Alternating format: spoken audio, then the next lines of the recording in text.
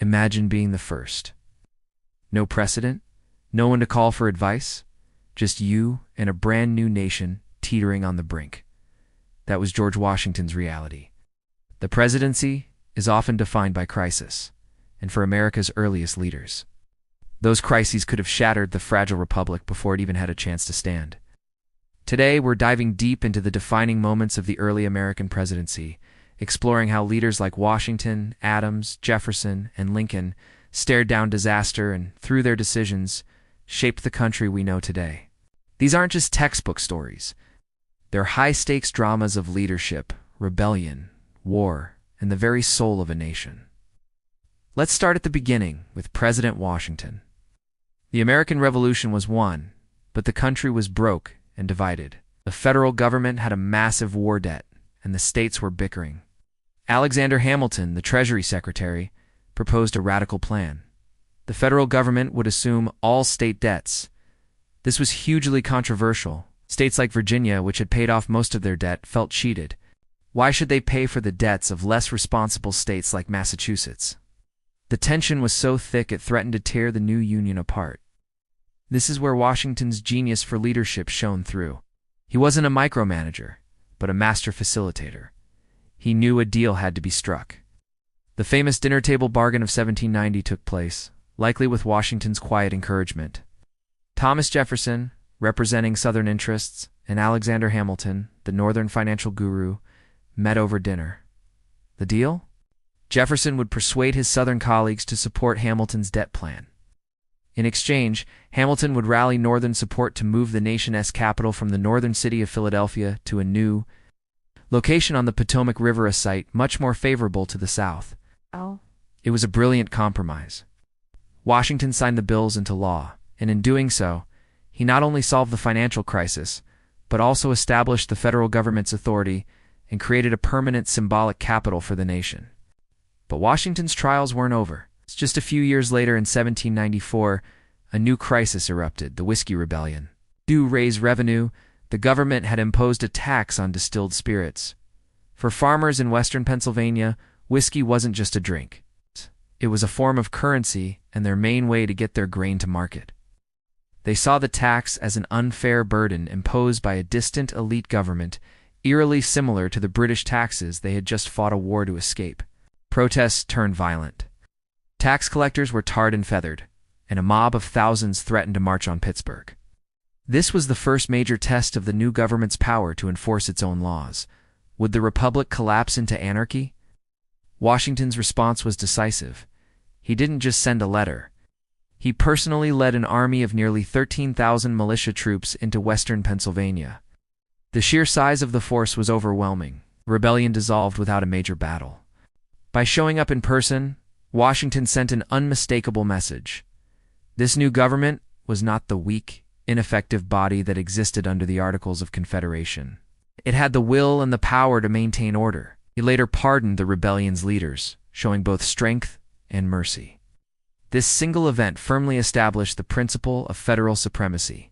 Next in the hot seat was John Adams, Washington's successor. His presidency was immediately plunged into a foreign policy nightmare.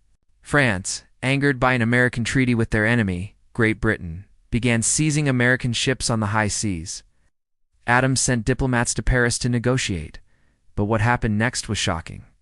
3 secret French agents, referred to in reports as X, Y, and Z, demanded a huge bribe just to begin talks. The XYZ Affair, as it became known, outraged the American public. Cries of millions for defense, but not 1 cent for tribute, echoed across the country. War with France seemed inevitable. The pressure on Adams to declare war was immense. His own party, the Federalists, was clamoring for it. But Adams, a man of principle, looked at the bigger picture. He knew the young United States was not ready for a full-scale war with a European superpower. A war could bankrupt the nation and possibly destroy its independence. So, he resisted the warhawks. He built that creating the foundation for the modern sea power we have today, and pursued a path of armed neutrality. His own party turned against him, but Adams held firm. Eventually, he sent another peace mission to France, which successfully negotiated an end to the hostilities. This decision probably cost him his re-election in 1800, but Adams always considered it his proudest achievement.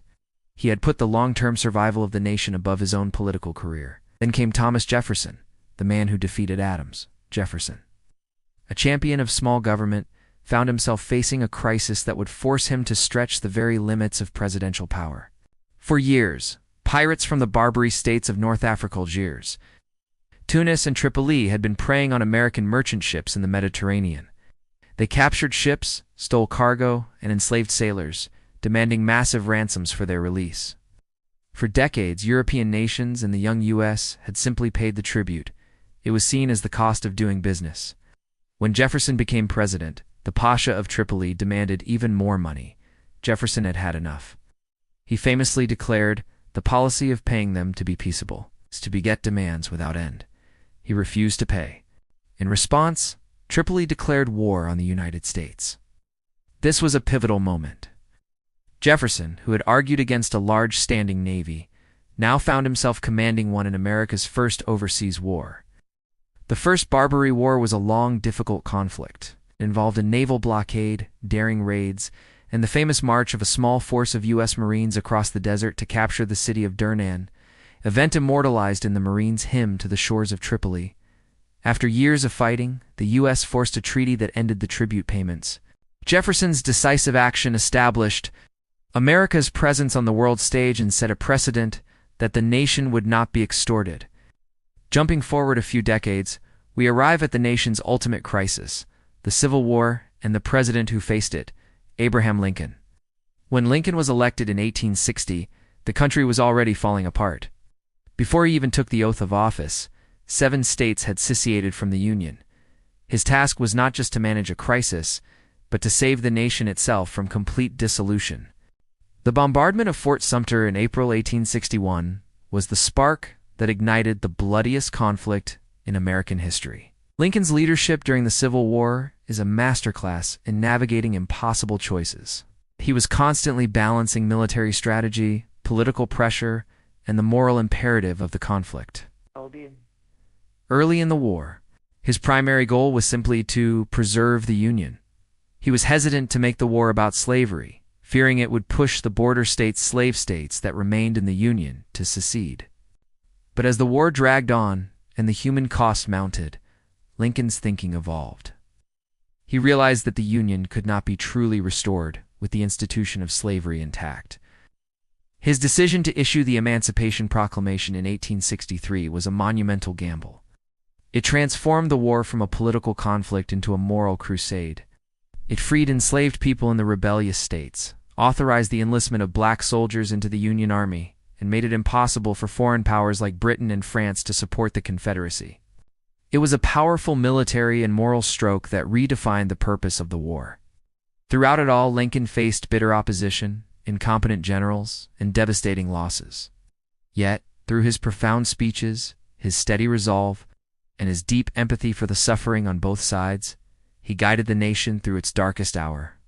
He didn't live to see the full fruits of his labor, but his leadership ensured that the nation would, as he said at Gettysburg, have a new birth of freedom. From Washington's firm hand to Adams's political courage, Jefferson's bold stand, and Lincoln's profound resolve, these early presidents faced crises that could have easily destroyed the American experiment. Their stories show us that leadership isn't about avoiding challenges, but about how you meet them. They made hard, often unpopular decisions that secured the nation's finances, established its authority, asserted its place in the world, and ultimately redefined its very soul.